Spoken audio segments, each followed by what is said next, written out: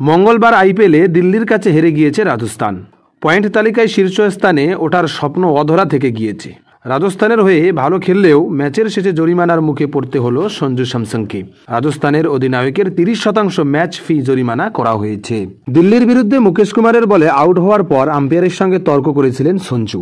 তার ক্যাচ বাউন্ডারির ধারে ধরেছিলেন সে হোপ, তবে হোপের পা বাউন্ডারির দড়ির খুব কাছে ছিল। বিভিন্ন কোণ দিয়েও দেখেও বোঝা যায়নি পা দড়িতে লেগেছে কি না।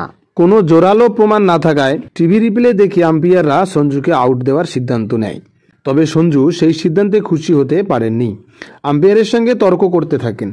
তার দাবি হোপের পা দড়িতে লেগেছে, কিন্তু আম্পায়ারদের কাছে সিদ্ধান্ত বদলানোর কোনো উপায় ছিল না। এরপরেই বোর্ড জানায় সঞ্জুকে জরিমানা করা হয়েছে। সঞ্জু সেই শাস্তি মেনেও নিয়েছে। তিনি শৃঙ্খলাবিধি আইনে লেভেল 1 পর্যায়ের অপরাধ করেছেন। এই ধরনের বিষয়ে ম্যাচ রেফারির সিদ্ধান্তই চূড়ান্ত। মঙ্গলবার 20 রানে জিতেছে দিল্লি। খাতায় কলমে টিকে রয়েছে আইপিএলে। হারলেও সঞ্জুর ইনিংসে নজর কেড়েছে। তিনি 46 বারে 86 রান করেন। শেষ পর্যন্ত উইকেটে থাকলে রাজস্থান জিততে পারত।